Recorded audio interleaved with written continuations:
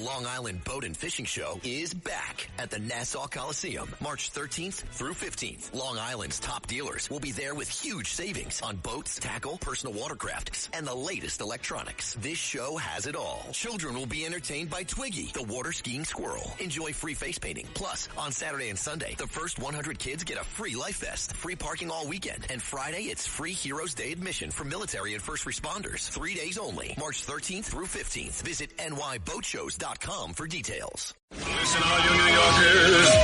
Excuse me. Taxi. Okay, we're looking around. This is the 77 WABC minicast.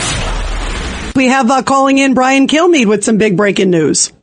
Breaking news, WABC. And joining us now with some big breaking news is our own Brian Kilmeade, of course, host on 77 WABC every weekday morning, 10 a.m., and also the great Fox News host. Brian, you got some big scoops out of President Trump in your big exclusive interview. Fill us in. Well, I mean, number one, the war's going well, and it's exactly what he wants. And I know the president's selling all the time, but he really believes it, and the thing is, it's probably his most courageous move to date. It's taking a chronic enemy. I know you've debated it in your show, and there's a lot of people on the right aren't happy with it, and he couldn't care less. The podcast crowd that tends to be critical and has a certain theory how to run government, well, Trump's actually running the government. He's actually looking at the problems. And you can't say, well, I don't like foreign wars. He's like, we got this chronic enemy. And, you know, he flat out says we're hitting on all cylinders, and we're not ready to escort the ships through the Strait of Hormuz, but we will be. But what he's got to do, and he doesn't want to say it, he's got to clean up all the launchers. He's got to make sure short and long range rockets and drones. Well, we got to be able to protect the escorts, and right now we can't. But that's going to change shortly. And the short term pain, as much as he cares about the economy, we'll decide the midterms. He made it clear that his objective is Iran. And he's not going to leave early. I thought that was pretty clear, Rita. Yeah, and one of the other things, Brian, too, was also about Russia, because that made a lot of headlines. Tell us what he said about Russia and Iran. Well, I said, you think Russia is helping Iran? And he said, yeah. And, I think we help Ukraine, right? And I think China's probably doing something, too. That's what we all do. And he was almost, that's the way it happens, and if you look back in time, I guess he's referring to the fact, if China doesn't help North Korea, we have the whole peninsula.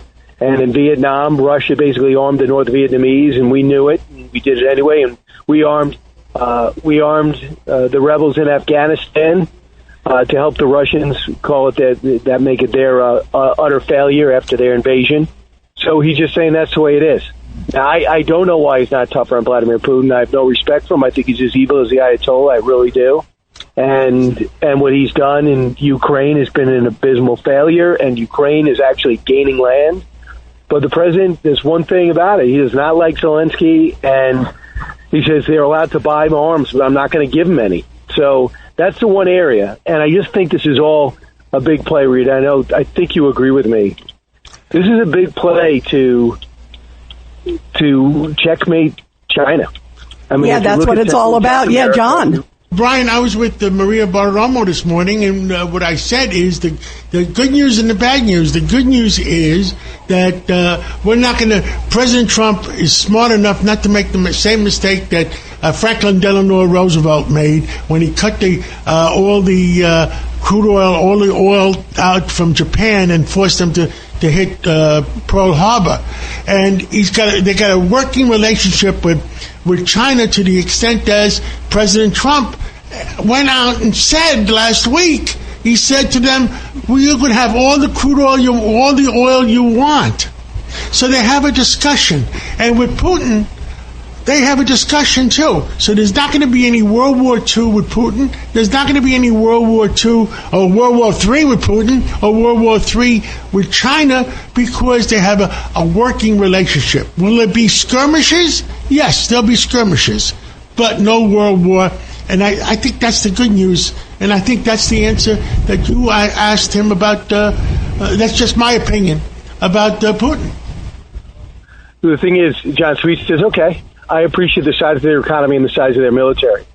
But how do I find a way to get leverage over them and get dominance over them without fighting them. Okay, I'm going to hit them with tariffs and balance out trade. We'll debate that. What do they have over us? They have rare earth. Got it. Understood. So what has he been doing for the last 2.5 years led by Doug Burgum?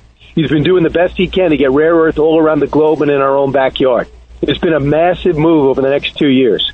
But what else is he doing? Yes, get him out of Central and South America. And then, of course, get him out of Iran. He did a great job. President Trump is doing a super job. And, not only is he the president of the United States, he's a businessman. And what did he say to Ukraine? We'll give you all the money you need, but we're going to get paid back with the minerals, and we're going to get paid back with all the... I mean, that's what a businessman does. Yep. Brian, final thoughts. Go ahead. My final thought is, John, I think you're 100% right. The other thing is, I know I shouldn't be, and I know I should get used to it, but I am just not used to American politicians and the media rooting against us. They're actually going out of their way to point out what they think is powerful moments Iran has had, the Strait of Hormuz. I don't want cheerleaders at the New York Times. I don't want them at the Washington Post. I don't want them anywhere. Just tell me what's happening. Your editorial, go to town. But when your front page of the New York Times has 12 stories and 10 are negative, when we're actually doing exceedingly well, taking on a chronic enemy that will not be subdued and has bedeviled 6 other presidents, and you go out of your way to write how strong Iran is and how great this new Ayatollah is, the new supreme leader, I am just stunned by it. And then to see Democrats come out and say we're going to lose. Hakeem Jeffries says it's going to end in failure. Excuse me, that's the United States of America. It's going to end in failure. What are you talking about? I think Did you see what we're doing? Those are the dumbest things anybody could say. If the American people believe in what they're saying, that I am shocked. I agree. We got to root for America. Everybody should be rooting for America. Yeah. Brian, thank you. Your awesome interview, and everybody's going to watch it on WABCRadio.com. Listen to it there. It's a great one. And thank you for sharing it with us, Brian. We love having you. Yeah, thanks for calling. You have a great show, guys. Thanks so much for the time. Make sure me and you retweet it, because everybody should listen to it. Absolutely. It is must listen to.